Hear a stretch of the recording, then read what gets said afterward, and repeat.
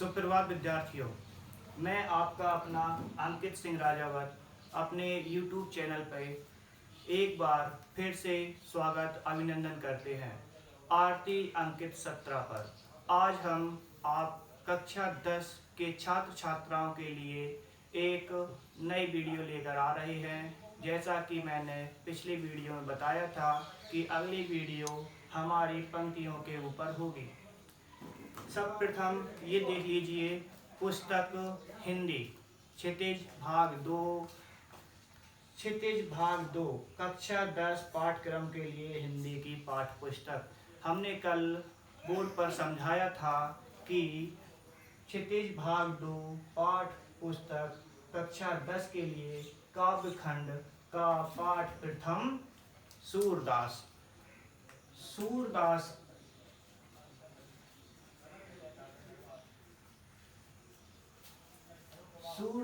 के पद।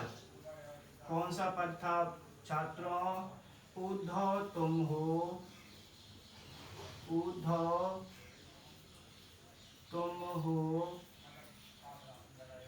अति बड़भागी। जिन विद्यार्थियों ने पुरानी वीडियो नहीं देखी है वो हमारी आई बटन पे जाके पुरानी वीडियो देख लें, जो कि हमने पिछली वीडियो में शब्द अर्थ सहित 2 लाइनें समझाई थी। कौन कौन सी लाइनें थी एक बार रिवाइज करा देते हैं। उद्धव तुम हो अति बड़भागी, अपरस रहत स्नेह तगाते, नाहिन मन अनुरागी। अब इसके आगे की बात हम इस वीडियो में करेंगे। अपन ने अगर शब्द अर्थ नहीं पढ़े हैं तो पिछली वीडियो में जाकर देख लें। तो हम शुरू करते हैं। पाठ 1। सभी विद्यार्थी अपने पास कॉपी पेन और कक्षा 10 की किताब लेकर रखें। हम सर्वप्रथम पद पहला पढ़ने जा रहे हैं, जो कि इस प्रकार है। उद्धव तुम हो अति बड़भागी। अगर हम शब्द अर्थ की बात करें तो उद्धव कौन है? उद्धव हैं श्री कृष्ण के परम मित्र, कृष्ण भगवान के, कृष्ण जी के परम मित्र। अब तुम का मतलब सभी लोग समझते हैं। ये बातें किन किन के बीच हो रही हैं ये मैं आपको बताए दे रहा हूँ। बातें उद्धव जी और गोपियों के बीच हो रही हैं। सूरदास जी इन पंक्तियों के माध्यम से बताना चाहते हैं कि गोपियाँ कृष्ण भगवान से किस प्रकार की भावनाएं रखती थीं, और उद्धव जी गोपियों को योग साधना सिखाने आए थे। इसी पर गोपियों ने प्रथम लाइन कही, उद्धव तुम हो अति बड़भागी। मतलब उद्धव कृष्ण भगवान, तुम मतलब आप, हो मतलब हो, अति में बहुत, बड़भागी मीन्स भाग्यवान या फिर भाग्यशाली।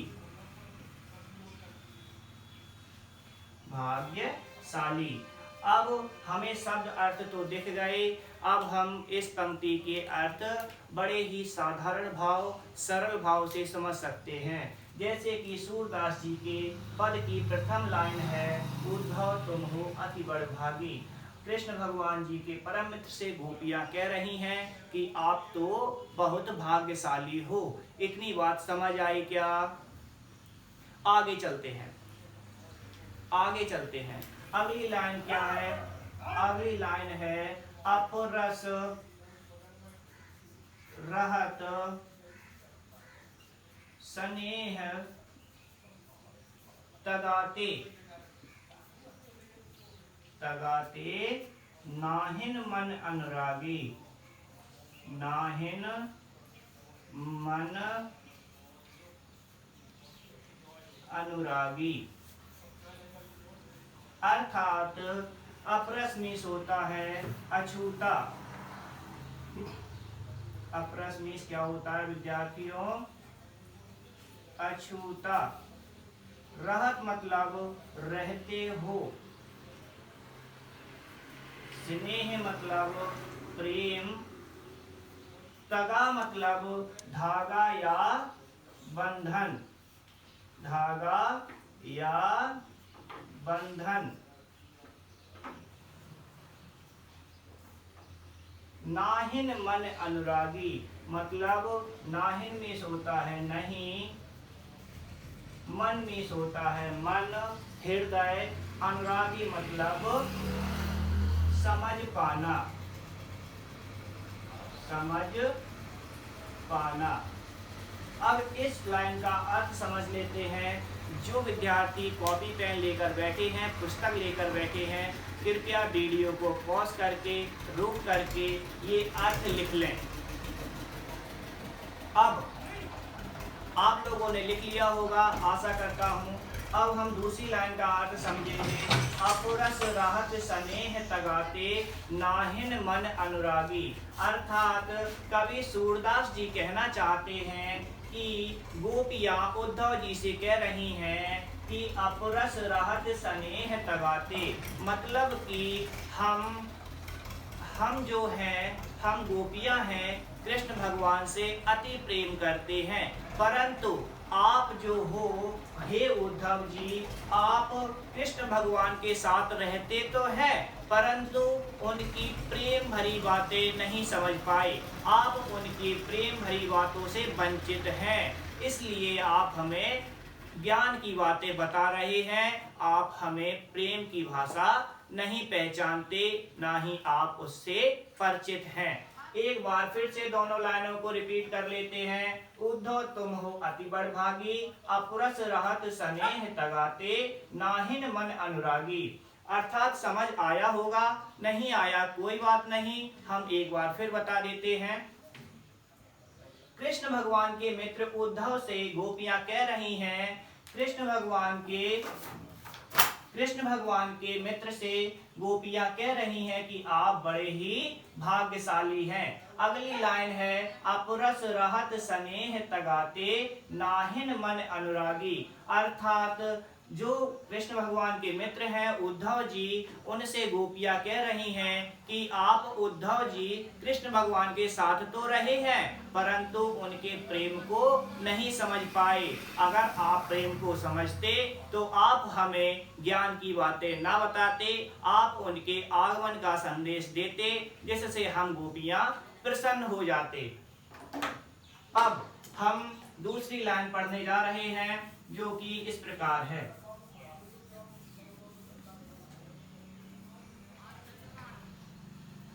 अगली लाइन क्या है, एक बार आप लोग बुक में से पढ़ लीजिए, उसका अर्थ, शब्द अर्थ हम बताए दे रहे हैं।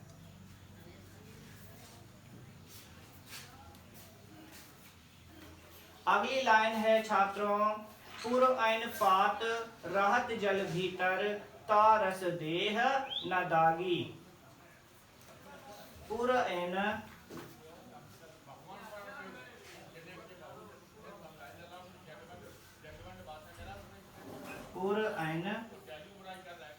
पात रहत जल भीतर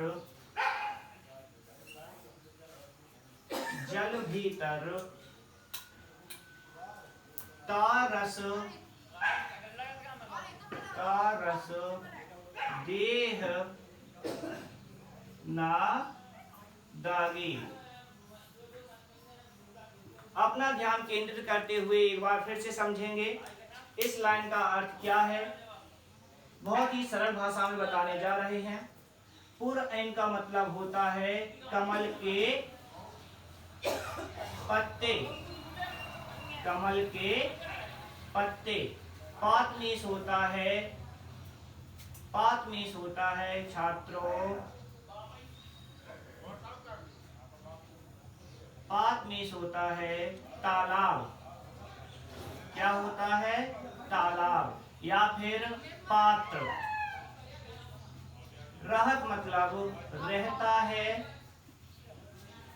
जल मतलब पानी, भीतर मतलब अंदर, ता रस देह न दागी। रस मीन्स होता है क्या? रस मीन्स होता है रस, देह मीन्स होता है शरीर, ना मीन्स नहीं, दागी मीन्स दाग। अब एक बार इनके अर्थ लिख लीजिए, इसके बाद हम आपको समझा देते हैं। पूर्व एन पात रहत जल भीतर, गोपियों ने एक उदाहरण लिया जो कि जिस प्रकार कमल कीचड़ में जन्म लेता है, तालाब में जन्म लेता है, एक पात्र में जन्म लेता है, परंतु उस कमल के पंखुड़ियों पर, उस कमल की पत्तियों पर कीचड़ का कोई भी दाग नहीं मिलता। जैसे कमल बहुत ही सुंदर होता है और कीचड़ से उसका जन्म होता है, परंतु वह कीचड़ में रहता तो है, परंतु कीचड़ का कोई भी दाग उस कमल के पत्ते, उस कमल की पंखुड़ियों पर नहीं दिखता। उसी प्रकार गोपियां उल्हाना दे रही हैं, उद्धव जी आप कृष्ण भगवान के साथ रहते तो हैं, परंतु आप पर कृष्ण भगवान की कोई भी बात का प्रभाव नहीं पड़ा। आशा करता हूँ समझ आएगी। अगली लाइन हम देख लेते हैं। अगली लाइन क्या कह रही है? ज्यों जल माह तेल की गागर, बूंद नता को लागी। बूंद ना ताको लागी। बहुत ही सरल भाषा है, बहुत ही अच्छे से समझ आएगा, क्योंकि ज्यों मतलब जैसे, जल मतलब पानी, माह मतलब रहता है, तेल मतलब ऑयल, तेल जो अपन खाने में यूज करते हैं, तेल, उस तेल का यहाँ उदाहरण लिया गया है। गागर मीन्स घड़ा या मटका। बूंद मतलब पानी की बूंद, पानी की बूंद। ताको मतलब जिसको, लागी मतलब लगती है। एक बार अर्थ दोबारा लिख लीजिए। आपसे विशेष अनुरोध है कि आप कॉपी में अवश्य लिखें। अगर हम लिखेंगे नहीं, अभी हम वीडियो चला रहे हैं, आपको समझ आएगा, परंतु जब आप वीडियो देखना बंद कर दोगे तो कुछ ही बातें हैं जो आपको याद रहेंगी। हम कहना चाहते हैं कि आप कॉपी में नोट करके रखें और एक फेयर कॉपी अवश्य बनाएं, जो कि हम जो पढ़ाएंगे, अगर हमारी भाषा, हमारा पढ़ा हुआ अच्छा लगे तो आप कॉपी बना लो। कॉपी आपके एग्ज़ाम तक काम देगी। जब आपकी परीक्षाएं होंगी, जब आप 2-4 दिन पहले, 1 दिन पहले, पेपर के दिन उस कॉपी को एक बार देख लें तो आपको याद रहेगा क्या क्या पढ़ा है हमने, क्या क्या प्रश्न पूछे जा सकते हैं। अगली लाइन देखते हैं। ज्यों जल माह तेल की गागर, बूंद नता को लागी। जिस प्रकार घड़े में, अगर भरे हुए घड़े में, पानी के घड़े में हम बूंद तेल की डाल दें, हम तेल की बूंद अगर घड़े में डालेंगे तो वो घड़े में बूंद नहीं मिल पाती। पानी के अंदर तेल की मात्रा चाहे कम हो चाहे ज्यादा हो, वह पानी के साथ नहीं मिल पाती। उसी प्रकार आप कृष्ण के साथ रहते तो हो। प्रेम के घड़े, प्रेम का घड़ा जिसके पास है वो कौन है? वो है कृष्ण भगवान। आप प्रेम के घड़े के साथ अर्थात कृष्ण भगवान के साथ रहते तो हैं, परंतु आप उस तेल की बूंद की तरह हैं जो कि घड़े में नहीं मिल पाती, उस बूंद पानी में नहीं मिल पाती, वो बूंद हमेशा अलग रहती है।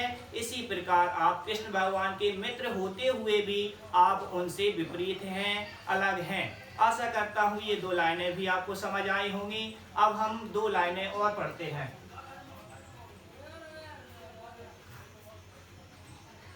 ये लिख लीजिए, अगर लगे कि हमें याद रखना है तो लिख लो एक बार। हाँ, आपने लिख लिया होगा। अगली लाइन पढ़ लेते हैं।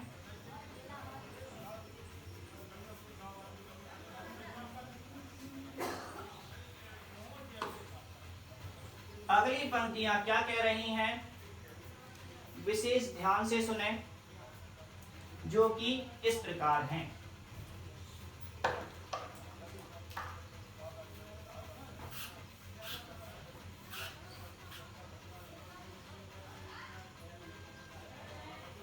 प्रीत नदी में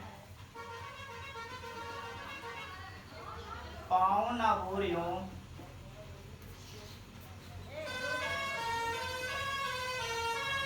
प्रीत नदी में पाँव न बोरियो,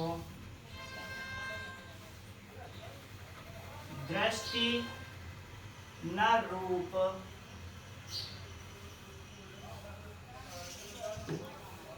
परागी। प्रीत नदी क्या? प्रेम की नदी। पाँव मतलब पैर, बोरियो मतलब डुबाना या बोरना। दृष्टि मतलब नजर, दृष्टि मतलब नजर, रूप मतलब दृष्टि मतलब नजर,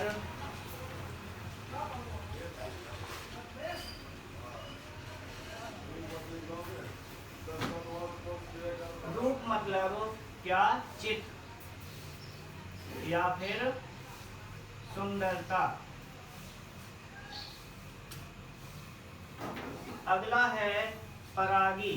परागी का अर्थ है, परागी का अर्थ है मुग्ध होना, मुग्ध होना, मुग्ध होना या मग्न होना।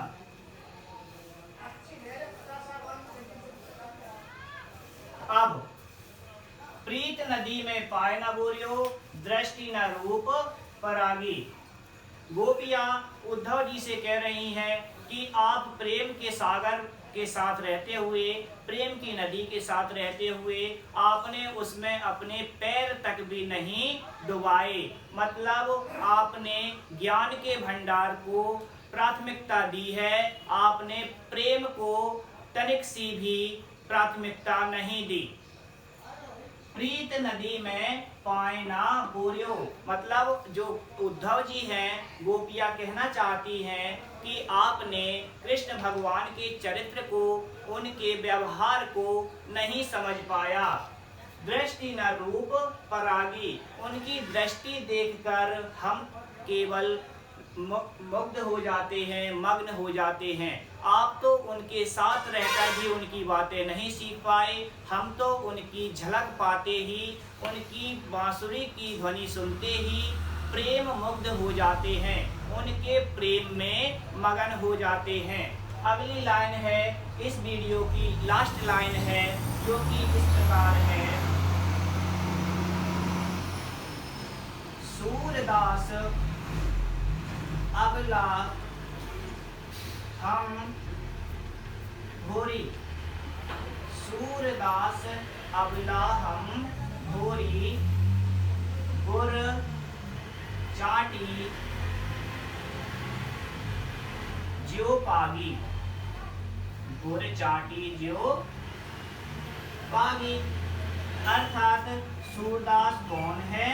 सभी लोग जानते हैं, सूरदास कवि हैं। कौन है? कवि हैं। अबला मतलब, अबला का अर्थ है अकेली या फिर नारी। हम मतलब हम, भूरी मीस, भूरी मीस क्या होता है? जब तक आप लोग पहली लाइन का अर्थ लिख लें।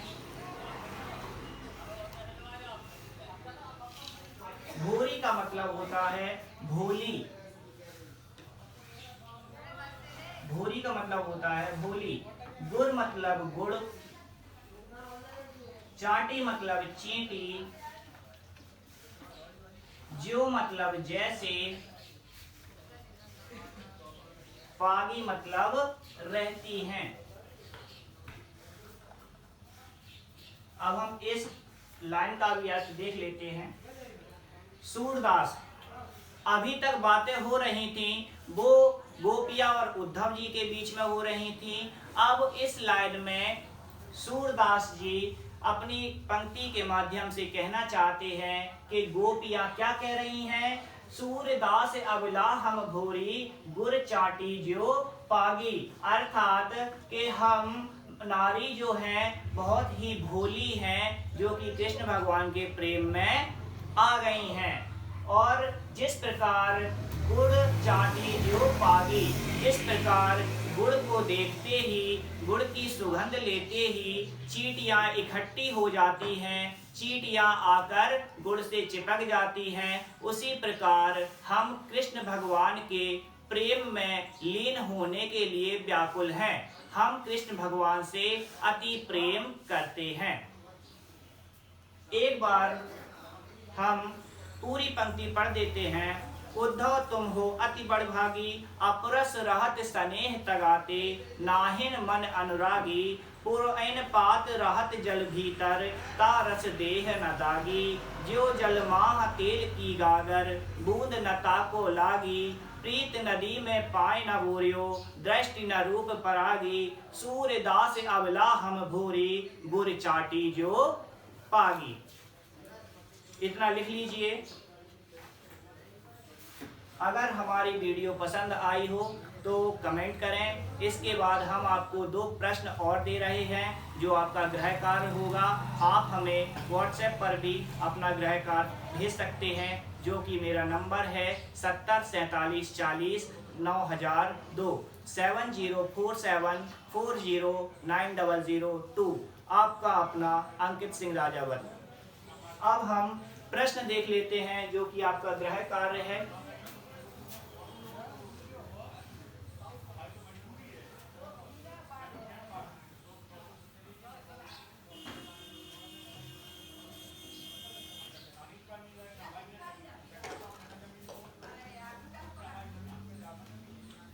सर्वप्रथम आपका जो गृह कार्य है यह है, आपको शब्द संपदा लिखना है और याद करना है, क्योंकि जब हम पंक्तियां पढ़ाएंगे तो आपको उनके अर्थ आना चाहिए, आप वो अच्छे से समझ सकते हैं। प्रश्न नंबर पहला है, गोपियों द्वारा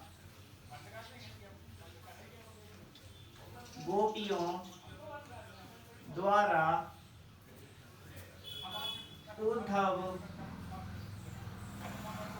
को भाग्यवान कहने में क्या व्यंग निहित हैं? प्रश्न दूसरा, उद्धव के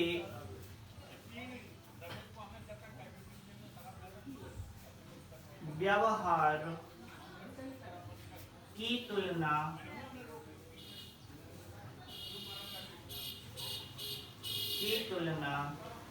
किस किस से की गई? किस किस से की गई। प्रश्न नोट कर लीजिए, यह आपका गृह कार्य है। हम आपका प्रश्न व्हाट्सएप पर चेक करेंगे, उसे चेक भी करेंगे और आपको बताएंगे क्या कमियां हैं। एक आपसे विनम्र निवेदन है कि जो भी गलतियां समझ आई हों, जो भी आपको समझ नहीं आया, अगर आप चाहते हैं कि वो पंक्ति दोबारा समझा दें तो प्लीज़ कमेंट बॉक्स में तुरंत कमेंट करें क्या समझ नहीं आया और क्या आप पूछना चाहते हो। हमारे YouTube चैनल आरती अंकित 17 को सब्सक्राइब करें, लाइक करें, शेयर करें। जय हिंद, जय भारत। आपका दिन मंगलमय हो।